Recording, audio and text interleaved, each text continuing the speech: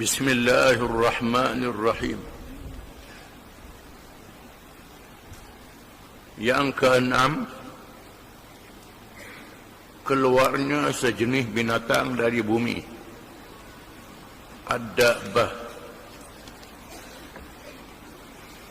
Di antara tanda besar hampirnya kiamat, menunjukkan kiamat boleh berlaku bila-bila masa saja.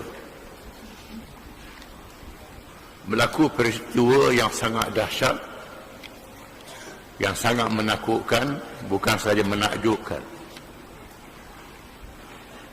Kebanyakan manusianya mengira pelik, menakjubkan.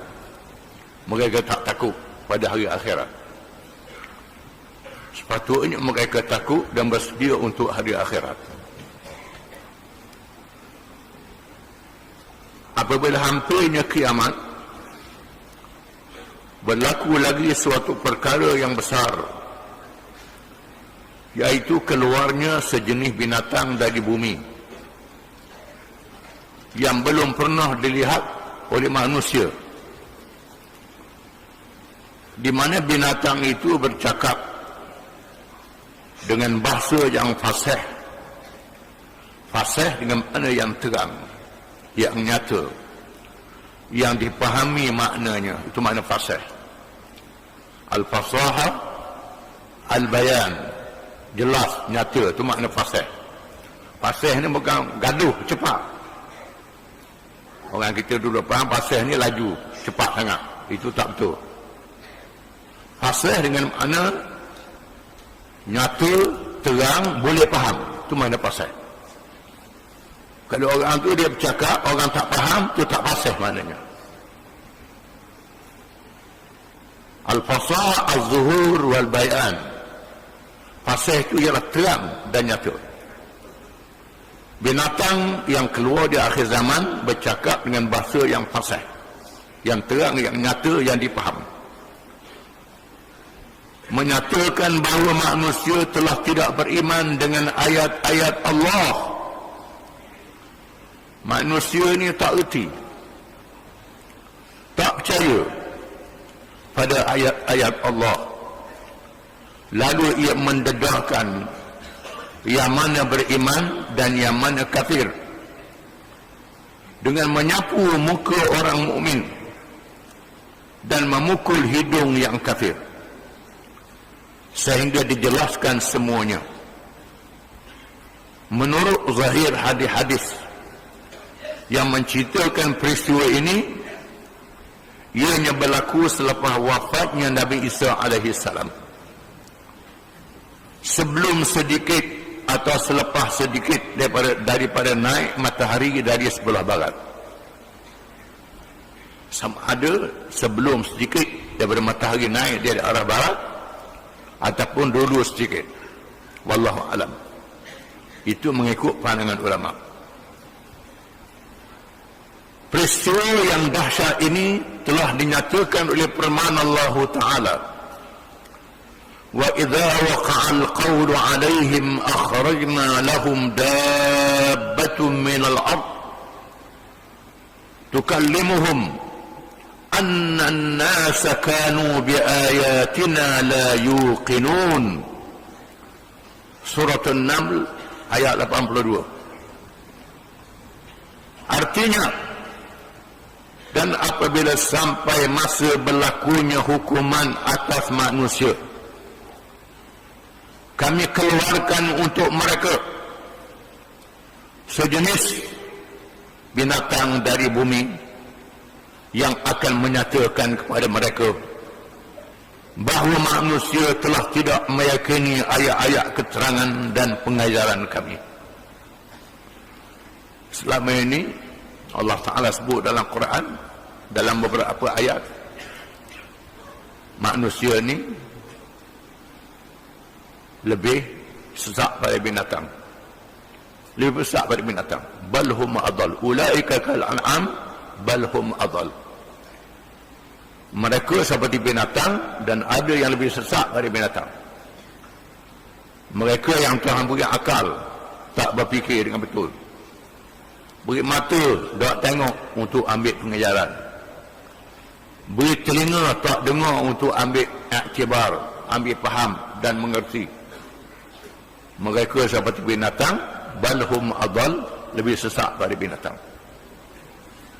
Dan ayat-ayat yang lain lebih kerah pada batu, au asyaddu qaswah, lebih kerah pada batu. Batu takut pada Allah Ta'ala, manusia tak takut pada Allah Ta'ala. Walaupun Allah Ta'ala beri kepada mereka cukup lengkap akal fikiran, panca indera, boleh mendengar, melihat, merasa, cukup untuk ditaklifkan, dibebankan dengan perintah Allah Ta'ala.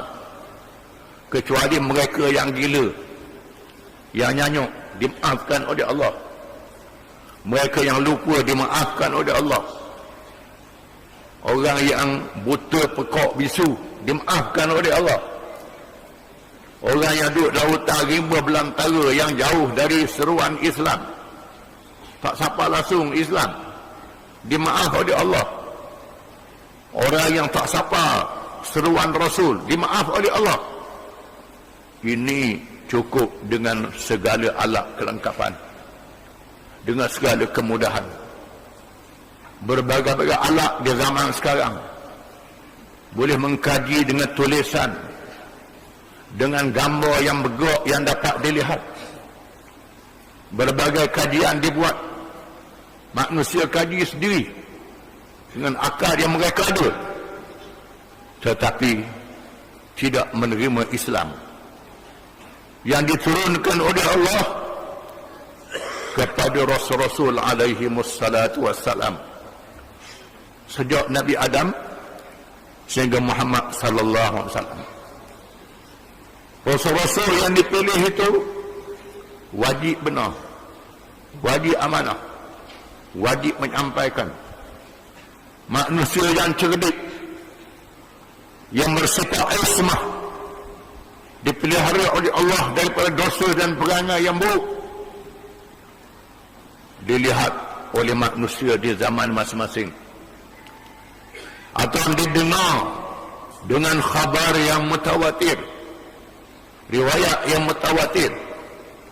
Mutawatir diriwayatkan oleh orang-orang yang ramai, yang berilmu, yang alim, yang baik akhlaknya, yang kuat ingatannya. Seperti zaman kita ni, walaupun tidak ada lagi Nabi Muhammad sallallahu alaihi wasallam, tapi semua ajaran yang dibawa oleh Nabi Muhammad sallallahu alaihi wasallam, Al-Quran dan hadis-hadis ini diriwayatkan oleh ulama dengan sifat-sifat yang terpuji diberi oleh Allah Ta'ala. Dicatat dalam buku, dicatat pada batu pun ada. Tetapi masih ramai manusia tidak mengambil pengajaran daripada ajaran Rasul. Walaupun ditunjuk bagaimana perkara yang diharamkan itu mendatangkan penyakit, babi, arak, dadah, candu, semua yang diharamkan mendatangkan penyakit, mendatangkan mudarat. Berzina, liwat, penyakit. Kahwin, tak penyakit. Ditunjuk oleh Allah, dilihat dengan mata oleh manusia. Makan riba merosakkan ekonomi. Bukan saja orang, negara besar runtuh dengan sebab riba. Negara besar boleh runtuh dengan sebab riba yang diharamkan oleh Allah. Tetapi degil riba juga dalam masalah ekonomi. Berbagai-bagai kejahatan terambil pengajaran daripada apa yang berlaku di hadapan mata mereka. Masa degil tak mau terima Islam dengan berbagai-bagai dalih. Akhirnya Allah Ta'ala mengeluarkan binatang daripada bumi. Binatang yang dianggap tidak berakal, diberi hidayah oleh Allah Ta'ala. Bercakap, didengar oleh manusia dengan bahasa yang dipahami, bahawa kamu ni degil, tak terima petunjuk Allah Ta'ala. binatang ini memukul orang yang beriman, menyapu, menggosok orang yang beriman, memukul orang yang kafir. Ditunjuk selepas pintu taubat ditutup. Pintu taubat tak ada lagi. Setelah matahari naik arah barat, Nabi Isa diwafatkan oleh Allah. Setelah diturunkan, berlaku peristiwa yang dahsyat itu. Wajib kita kena percaya. Kan disebut dalam Quran, disebut dalam hadis-hadis Nabi SAW. Yang berasa pelik, Allah Ta'ala tunjuk burung kakak tua boleh bercakap, burung tiung boleh bercakap. Manusia aja, ini Allah Ta'ala terus jadikan binatang tu boleh bercakap. Binatang tu saja yang boleh bercakap. Para mufassirin, ulama-ulama tafsir telah menguraikan dengan panjang lebarnya berhubung dengan peristiwa yang mengerikan ini. Di antaranya Al-Imam Al-Alusi telah menyatakan di dalam Ruhul Ma'ani. Ruhul Ma'ani nama kitab. Al-Alusi ialah seorang ulama tafsir daripada negeri Iraq, Mahmud Al-Alusi. Tafsir dia dikenali dengan Ruhul Ma'ani, di mana Al-Imam Al-Alusi menyatakan sebenarnya binatang itu akan keluar, di mana di kalangan manusia pada masa itu ada orang yang beriman dan ada orang yang kafir. Di antara dalilnya ialah hadis yang diriwayatkan oleh Ahmad At-Tayalisi, Nu'aim bin Ahmad, Abad bin Humaid, At-Tirmizi, Ibnu Majah, Ibnu Jarir, Ibnu Al-Munzir, Ibnu Abi Hatim, Mardawah dan Al-Bayhaqi. Ini di antara ulama-ulama yang meriwayatkan hadis ini. Dari Abi Hurairah radhiyallahu anhu, katanya Rasulullah SAW telah bersabda, takhruju dabbatul ardi wa ma'aha asra Musa wa khatamu Sulaiman, fatajlu wajhal mu'min bil khatami wa tukhtimu anfal kafir bil asa hatta yajtami'a an-nasu 'ala al-khawan ya'rifu al-mu'min min al-kafir. Qala At-Tirmidzi haditsun hasan. Artinya keluarnya sejenis binatang bumi bersamanya tongkat Musa dan cincin Sulaiman, lalu ia menyapu muka orang mukmin dengan cincin dan memukul hidung orang kafir dengan tongkat, sehingga berhimpun di dalam hidangan, dan mengetahuilah orang mukmin siapa dia yang kafir. Orang duduk dalam hidangan jamu, binatang ni pergi. Orang mukmin dia kosok, orang kafir dia katok. Al-Imam Al-Bukhari pula telah meriwayatkan kitabnya At-Tarikh, hadis riwayat Buraidah radhiyallahu anhu. Katanya Buraidah menceritakan, "Dhahaba bi Rasulullah sallallahu alaihi wasallam ila mawda'in bil badiyati qaribun min Makkah, fa idza ardun yabisatun hawlaha ramlun. Faqala Rasulullah sallallahu alaihi wasallam, takhruju ad-dabbatu min hadha al-mawdi' fa idza shibrun fi shibrin." Artinya, kata Buraidah, aku telah pergi bersama-sama Rasulullah sallallahu alaihi wasallam ke suatu tempat di kawasan pendalaman yang hampir dengan kota Mekah. Suatu tempat pendalaman dekat dengan Mekah. Kawasan itu dekat dengan Mekah, kawasan pendalaman, sebab orang tak ada. Tiba-tiba ada satu kawasan tanah kering yang dikelilingi oleh pasir. Lalu Rasulullah SAW bersabda, binatang itu akan keluar di tempat ini, kata Nabi. Tunjuk. Binatang itu akan keluar di tempat ini, di mana tempat yang ditunjuk itu lebih dari sejengkal, lebih kurang sejengkal, lebih kurangnya kawasan itu ditunjuk. Di sini akan keluar binatang itu dekat engkau, bukan dalam engkau, dekat dengan engkau. Berkata Asy-Syahid Sayyid Qutb di dalam Fi Zilalil Quran. Asy-Syahid Sayyid Qutb ialah seorang pemikir Islam yang mati dihukum gantung oleh kerajaan Mesir dengan sebab kitab tulisan dia yang mengecam jahiliyah di zaman moden, mewajibkan orang Islam balik pada Islam. Dengan sebab karangan dia telah dijatuhkan hukuman gantung dalam tahun 60-an. Di antara yang terkenal ialah Tafsir Zilalul Quran, Fi Zilalil Quran. Syekh Qutb sebut dalam Fi Zilalul Quran, sesungguhnya telah menyebut berita keluarnya binatang tersebut oleh hadis-hadis yang banyak. Setengahnya hadis-hadis sahih. Di dalam hadis yang sahih itu tidaklah menyebut sifat-sifat binatang itu. Hadis yang sahih menyebut binatang, dia tak sebut bagaimana sifatnya, rupanya bagaimana binatang. Cukuplah kita berpegang dengan nas Al-Quran. Walaupun dalam kitab-kitab yang lain macam-macam cerita, ada mengatakan binatang itu ialah anak unta kepada ibu unta Nabi Saleh yang disembelih. Ada riwayat mengatakan begitu, wallahu a'lam. Itu riwayat tu tidak ada sandaran yang sahih.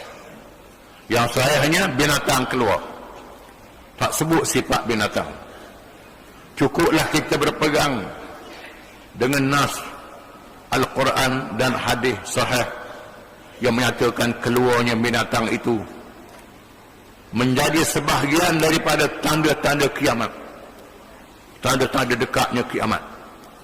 Sesungguhnya ia berlaku apabila habisnya masa untuk bertaubat. Masa itu tak ada peluang nak bertaubat, kerana matahari sudah naik dari arah barat. Benarlah keputusan kepada mereka yang tidak ada masa itu, lalu tidak diterima taubat mereka yang lain, yakni yang ada pada masa itu. Sesungguhnya diputuskan kepada mereka dengan apa yang dilakukan oleh mereka pada masa itu. Kalau kafir, kafirlah mu. Mukmin, mukminlah mu.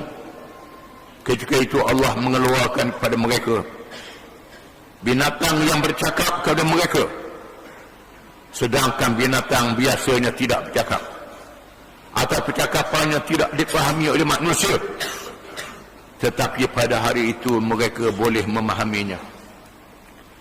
Binatang pula bercakap pada manusia. Dah orang tak mau dengar ceramah dah, tak mau dengar mengajar, dia binatang mengajar, pada muka. Dan mereka pun tahu bahawa itu adalah perkara luar biasa yang menceritakan hampirnya berlaku kiamat. Sedangkan sebelumnya mereka tidak beriman kepada ayat-ayat Allah dan tidak percaya kepada hari yang dijanjikan. Sebelumnya mereka tak percaya. Bila tengok matahari dari naik dari arah barat, binatang pula bercakap, barulah bingung-bingung belaka. Tapi itu taubat sudah ditutup. Abdullah bin Amr radhiyallahu anhuma, Abdullah bin Amr, kalau ada wa baca Amr, tak ada wa Umar, menyatakan, aku telah menghafal suatu hadis yang tidak lagi aku melupainya selepas aku mendengarnya. Aku telah mendengar Rasulullah sallallahu alaihi wasallam telah bersabda, inna awwalal ayati khurujan طلوع الشمس من مغربها وخروج الدابة على الناس ضحى وأيهما كانت قبل صاحبتها فالأخرى على أثرها قريبا أخرجه مسلم. Artinya Sesungguhnya tanda-tanda kiamat yang pertama, tanda-tanda yang besar, ialah naiknya matahari dari sebelah barat. Itu tanda yang sangat besar. Matahari naik dari arah barat, menandakan pusingan dunia, pusingan bumi sudah tak betul dah. Dunia muslim tak betul, perjalanan tak betul dah, seperti biasa, tak istiqamah. Sebab manusia yang ada atas muka bumi tak istiqamah, maka Tuhan ajar mereka. Matahari tak ikut perjalanan lagi, manusia tak ikut perjalanan. Tuhan pusing, menandakan akan berlanggar. Matahari, bulan, bintang merempuh antara satu sama lain, hancur lebur. Dan keluarnya sejenis binatang kepada manusia di waktu duha. Hadis menyebut binatang itu keluar waktu duha, yang mana dahulu di antara keduanya Allah alam, jarak masa di antara keduanya sangat hampir. Menurut pendapat Abdullah bin Amr bin As radhiyallahu anhuma, binatang itu ya al-jassasah, yang tersebut dalam kisah Dajjal. Mengikut pendapat Abdullah bin Amr bin As, binatang itu al-jassasah, yang disebut dalam hadis riwayat Muslim yang kita baca dulu berkait dengan Dajjal. Riwayat lain kata binatang anak unta Nabi Saleh. Wallahu alam. Itu benda yang wajib kita percaya. Apa jenis binatang tu? Tunggulah masanya. Manusia tengok. Wallahu alam.